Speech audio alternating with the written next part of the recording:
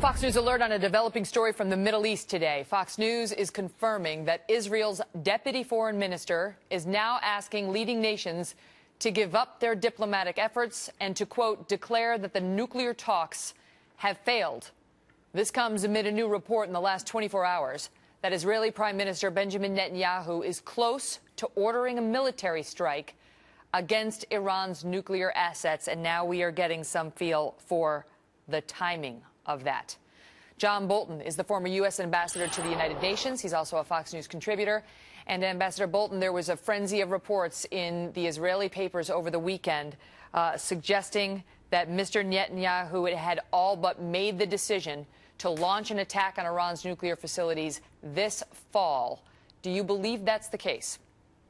Well, I don't really know one way or the other. I think it's certainly significant that Deputy Foreign Minister Danny Ayalon made the statement that that the West should acknowledge that diplomacy has failed. Ayalon's a former Israeli ambassador in Washington, one of the best, one of the most visible ambassadors that Israel's ever had in Washington. So I think he knows the impact his remarks will have here in the United States. And I have to say, he is saying nothing more than the truth. Diplomacy, by the way, didn't fail yesterday. It failed about 10 years ago. So the spotlight clearly now on Netanyahu and the Israeli government, given that everyone believes the Obama administration's not going to use force against Iran's program. But now, it not only is this deputy foreign minister calling for this declaration that the talks have failed.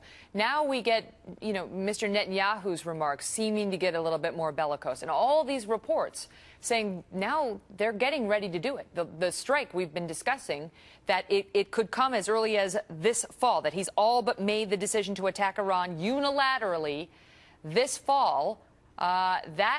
We'd heard similar reports about possibly him doing it over the spring or summer. Here we are mid-August, Ambassador. Do you believe that Israel really is getting prepared for a unilateral attack on Iran this fall? Well, I certainly think they're getting prepared for an attack. On the other hand, I believe they should have done this about 3.5 years ago. Every day that goes by increases the risk that Iran already has nuclear weapons and that their response to any Israeli attack would be a nuclear response. I think Israel has to be very concerned about tactical surprise against Iran. There's no strategic surprise here. The Iranians fully prepared for Israel to strike at some point. But it doesn't behoove Israel, if it is on the verge of an attack, to talk about it a lot publicly. I think whatever tactical surprise you get by lulling Tehran into thinking, well, maybe it's not today. Well, they're clearly not going that route. And then there's a question about what we are doing or will do, because politically, obviously, that's not the position in which President Obama wants to be, having Israel launch a unilateral attack on Iran prior to a presidential election. And yet there was a report last week that the defense minister in Israel had confirmed that Barack Obama recently received a national intelligence estimate here within the United States on the Iranian nuclear program, and that internal report that our president received shared Israel's view that Iran has made significant progress toward military nuclear capability. And so it seems our president is now armed with the same information as Israel's leader is right now. Right. Well, bear in mind a couple things. One, Israel's press is very creative, and it's very exciting to read. Then there's reality. The president has not paid adequate attention to the Iranian threat for a long time, and I think his political handlers have made the calculation, as most political operatives do. They don't want anything in foreign policy interfering with their election plan.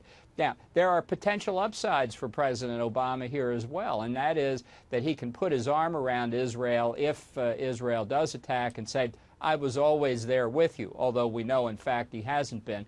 Nonetheless, where I would come down is that the Obama White House wants to do anything possible to put this entire matter off until sometime on November the 7th. It's too risky for them to see an Israeli attack. I think Israel, on the other hand, is going to make a decision based on hard calculations about its national interest, and I do think that means the attack could come at any time. Wow. Ambassador Bolton, thank you. Thank you. Israel today sending a new message to America when it comes to the subject of Iran.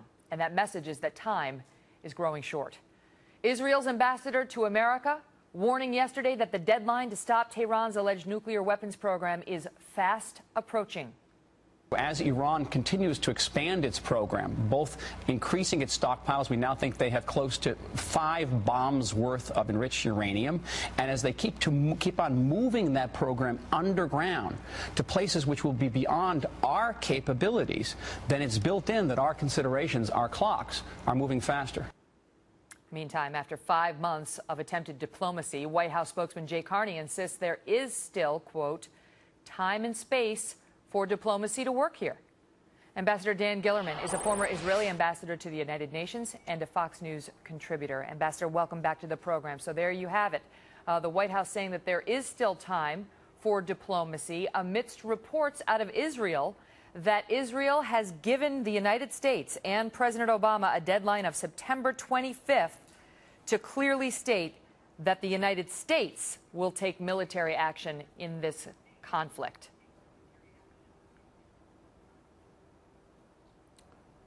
Well, Ashley, it's good to be with you. One thing that every American and every person around this world has to understand is that what we're watching in very real time is not a reality show. This is reality. This is not Survivor where you get chucked off the island. This is about survival of the Jewish state. And it is not a game. For us, it is truly a matter of life and death. It is a matter of to be or not to be. Now, the United States and others may think there is time. We believe that time is running out rapidly, and we cannot afford to make a mistake. The United States is a huge country, is a strong country. It is very far away from Iran. We are right on Iran's backyard. The United States has never been threatened by Iran. Iran threatens daily to wipe Israel off the face of the map. And we have to take it seriously. And we are taking it very, very seriously. And we do believe that Iran is very near to a point of no return. We don't want to be there at that point of no return. And therefore, we're doing everything possible to prevent Iran from becoming a nuclear power. We do hope that sanctions and the international community's resolve will make sure it doesn't. But if we feel that time indeed is running out, as I said, Ashley, we cannot afford to make a mistake, and we will take every action. And the Israeli Prime Minister is committed to the safety and security of the Israeli and the Jewish people and will not preside over a second Holocaust. And therefore, we would much rather, I would much rather, have the world condone a living Israel than console a dying Israel. Ambassador, you have the timeline now lining up. There are reports out of the Israeli media that President Obama has been given a deadline by Israel of September 25th to say that America will take action. Amidst reports out of the Israeli media that Prime Minister Benjamin Netanyahu has decided to unilaterally act sometime this fall before the U.S. presidential elections, act alone if it has to. Is there anything in your view that can stop that from happening? If America says we're not taking military action against Iran, is there anything right now that could stop Israel from doing so in that time frame? There certainly are things that can stop Israel from doing it. Israel is not gang-ho, and it is not gun-happy, and it is not eager to do it. Israel will only do it if it feels it really has no choice. But if the United States, as the leader of the free world, and the international community make it very clear to Iran that the military option is no longer just an option on the table, but is real and will be taken if Iran approaches that point, we will be very, very happy to see the international community take care of it. Not only because we don't want to do it alone, although we can, but because Iran is a threat not just to Israel, but to the international community as a whole. It is the world's major engine, perpetrator, exporter, harbor, and financer of terror. And it has killed Americans just as it has killed Jewish people and Israelis around the world. And therefore, I hope that the President of the United States will make it clear to the Iranian leadership that the United States will not stand for nuclear Iran and will take action. But if it's too late, we will, we can, and as the President of the United States said 4 years ago, yes, we can, and I assure you, yes, we will. Ambassador, thank you so much.